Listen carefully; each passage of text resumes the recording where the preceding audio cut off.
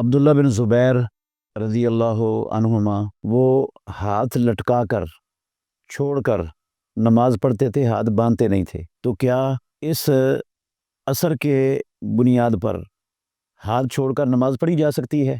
بالکل بھی نہیں پڑھی جا سکتی۔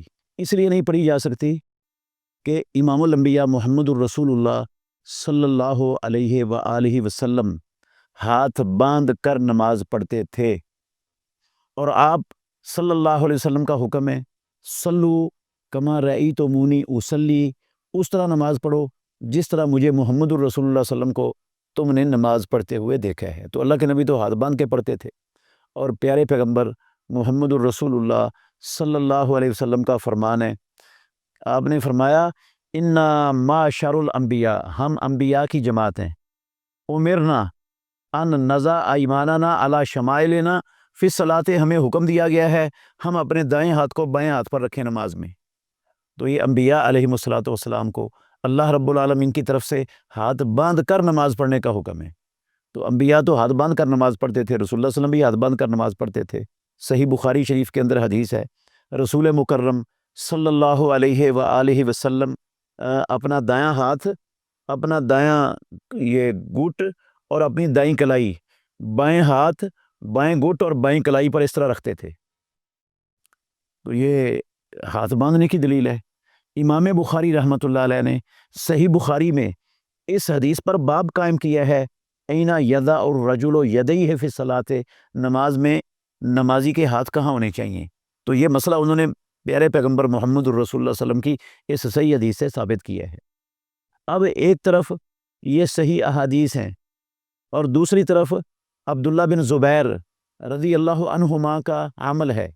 تو جب رسول اللہ صلی اللہ علیہ وسلم کے عمل کے اور پیارے پیغمبر کے فرمان کے کسی بھی شخص کا عمل اس کے خلاف آ جائے تو وہ حجت اور دلیل نہیں ہوتا۔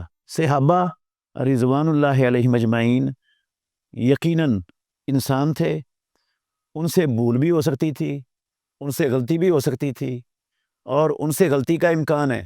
جو غلطیاں ان سے سرزد ہوئیں زندگی میں، اللہ نے ان کی ساری غلطیاں ان کے اخلاص، ان کے تقوی، ان کے اللہ کے نبی کی نصرت اور مدد کی آخری حد تک پہنچنے کی بنا پر، اسلام کے لیے سب کچھ قربان کرنے کے لیے ہر وقت تیار رہنے کی خاطر اللہ نے ان کی ساری غلطیوں کو معاف کر دیا ہے۔ البتہ غلطی ہو سکتی ہے ان سے۔ تو جب صحابی کا عمل رسول اللہ صلی اللہ علیہ وسلم کے عمل سے ٹکراتا ہے تو وہ دلیل نہیں ہوتا، حجت نہیں ہوتا۔ اب دیکھیں، اس کو صحابہ بھی حجت نہیں سمجھتے تھے۔ حضرت عمر ابن الخطاب رضی اللہ تعالی عنہ، انہوں نے فیصلہ کر دیا تھا کہ جو 3 طلاقیں دے گا وہ اس کی ہم تینوں ہی بنا دیں گے، جبکہ ان کے نزدیک 3 طلاقیں دینا غلط تھا۔ ان کو پتہ تھا رسول اللہ صلی اللہ علیہ وسلم کے زمانے میں بھی ایک تھی، حضرت ابو بکر صدیق کے دور خلافت میں بھی ایک تھی، میری خلافت کے ابتدائی 2 سالوں میں بھی ایک تھی۔ تو اب میں 3 کر رہا ہوں، اس کے خلاف کر رہا ہوں۔ وہ دین نہیں بدل رہے تھے، نہ دین میں کوئی ترمیم کر رہے تھے، نہ کوئی نیا دین بنا رہے تھے، وہ بطور تدبیر یہ عمل کر رہے تھے۔ انہوں نے کیا عمل، 3 کو 3 ہی بنانے کا قانون بنا دیا۔ اس وقت بھی بہت سے صحابہ، جن میں عبد الرحمن بن عوف، یہ زبیر بن عوام اور عبداللہ بن مسعود رضی اللہ عنہ، حضرت علی بن ابی طالب رضی اللہ عنہم، یہ سارے صحابہ حضرت عمر رضی اللہ عنہ کے اس قانون کے خلاف فتویٰ دیتے تھے۔ ان کو پتہ تھا جو فتویٰ رسول اللہ صلی اللہ علیہ وسلم کی زندگی میں چلتا رہا، دین وہ ہے، یہ نہیں ہے۔ خود عبداللہ بن عمر رضی اللہ تعالی عنہما، ان سے پوچھا کسی نے، شام سے آنے والے شخص نے، کیا حج تمتع، ایک سفر میں حج اور عمرہ اکٹھے ہو سکتے ہیں؟ تو انہوں نے کہا بالکل ہو سکتے ہیں۔ کہا تیرے باپ امیر المومنین عمر ابن الخطاب رضی اللہ عنہ نے تو پابندی لگائی ہے۔ تو وہ کہنے لگے امر ابی یتبع ام امر رسول اللہ، کیا میرے باپ کی اتباع کی جائے گی یا رسول مکرم صلی اللہ علیہ وسلم کی اتباع کی جائے گی؟ مطلب یہ تھا کہ اتباع وہ محمد الرسول اللہ صلی اللہ علیہ وسلم کی ہوتی ہے، اور نبی مکرم صلی اللہ علیہ وسلم کے مقابلے میں کسی کی اتباع نہیں چلتی۔ یہ تو صحابہ ہیں نا، اللہ کے کسی نبی، پیغمبر اور رسول کی بھی اتباع نہیں چلتی رسول اللہ صلی اللہ علیہ وسلم کے مقابلے میں۔ وہ دیکھا تھا نا، رسول اللہ صلی اللہ علیہ وسلم نے حضرت عمر ابن الخطاب رضی اللہ عنہ کو تورات کا ورقہ ہاتھ میں پکڑا ہوا تھا۔ سنن دارمی میں حدیث ہے، کتاب العلم مشکات کے اندر بھی موجود ہے تو رسول اللہ صلی اللہ علیہ وسلم نے ناراض ہوئے آپ اس پر. ابو بکر صدیق نے دیکھا تو انہوں نے رکھ دیا. آپ صلی اللہ علیہ وسلم نے فرمایا عمر لو کانا موسیٰ حیًّا فاتبعتموہ وترکتمونی، اگر آج موسیٰ علیہ السلام زندہ ہوتے تو مجھے چھوڑ کر ان کی پیروی کرتے لضللتم عن سواء السبیل، سیدھی راہ سے بھٹک جاتے.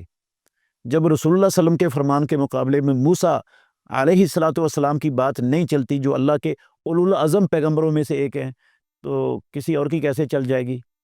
بے شمار، ایک نہیں بے شمار مثالیں ہیں کہ صحابہ رضوان اللہ علیہم اجمعین کا عمل وہ کسی غلط فہمی کی بنا پر یا لا علمی کی بنا پر یا اور کئی وجوہات کی بنا پر ان کو نہیں پتہ چل سکا رسول اللہ صلی اللہ علیہ وسلم کے عمل کا، تو اس کے خلاف تھا. اس کو کوئی بھی دلیل نہیں بناتا، کوئی بھی دلیل نہیں مانتا مسلمانوں میں سے. تو یہ عبداللہ بن زبیر رضی اللہ عنہما کا اثر یہ کیسے دلیل بن جائے گا؟ یہ تو دلیل نہیں بنے گا.